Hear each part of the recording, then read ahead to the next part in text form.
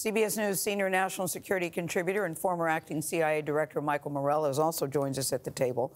There is so much to discuss, Mike. Where to begin? Let's start with the CIA analyst who says he went to CIA first. CIA says that they then went to the White House following policy. What policy is that? So I know of no policy that would require the CIA to take that whistleblower complaint to the White House. So you were surprised to hear that? Yes. The policy that I know of would say, since this is potentially a crime, the CIA would have to report it to the Department of Justice, but not to the White House, not to the place where the crime occurred, right?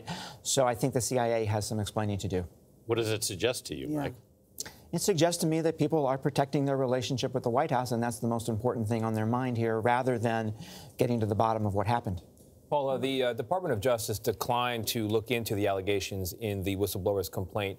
Does Bill Barr's behavior on this raise any red flags for you? Absolutely. There are a lot of questions about the Attorney General's role here. He dismissed these allegations without conducting a preliminary investigation. He also played a central role in blocking these allegations from getting to Congress. And while he has denied that the president asked him to reach out to the Ukraine, the fact that the president invoked his name in this call multiple times, it suggests that the president believes he has an Attorney General who will help him, protect him, and defend him, something that he believed, repeatedly he has expressed that he believed he was missing in former Attorney General Jeff Sessions. Mike, the whistleblower says the transcript of the phone call was put on a different computer system.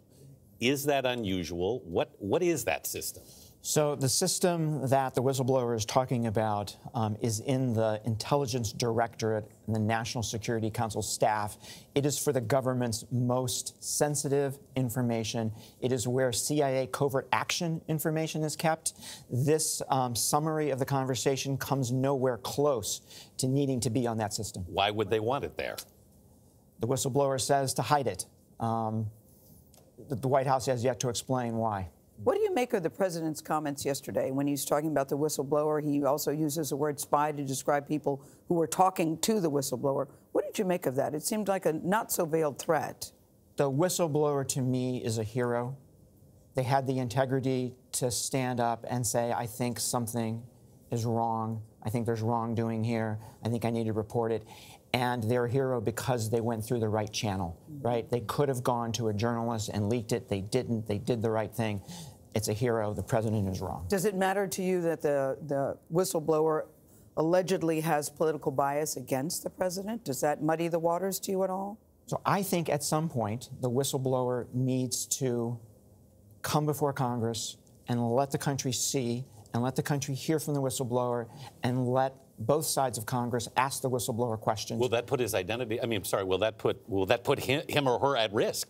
It will, but I think if you're going to try the president, right, on these charges in Congress, the whistleblower has to come public and has to be able to speak about it publicly. Paula, do you see that happening next for the whistleblower? Well, as Mike just said, this person went through the right channels. They did the right thing. The whistleblower system is designed to protect people from retaliation, from losing their security clearance or their job. But based on these comments we're hearing from the president, this concern is pretty well-founded. The whistleblower's attorney said their client is extremely concerned about retaliation. And now we're worried that there may be a chilling effect on other people coming forward with allegations of misconduct. The New York Times called the whistleblower a CIA agent. You also said that last night on Evening News. What makes you so sure about that? When I read the complaint, the complaint reads to me like a high-quality piece of CIA analysis. The way it's structured, short paragraphs, bullets, the precision of language, the care in laying out what you know and what you don't know and how you learned it. This was a well-trained analyst. I'm kind of proud of them. Yes. Do you know who the whistleblower is, Mr. Former CIA? I don't, Gayle. Yeah. If you knew what you wouldn't say. And we should point out the whistleblower's description of the phone call turned out to be... Dead on right. Yep. Dead on All right. Mike Morell, thank you. Mike and Paula, thank you, too.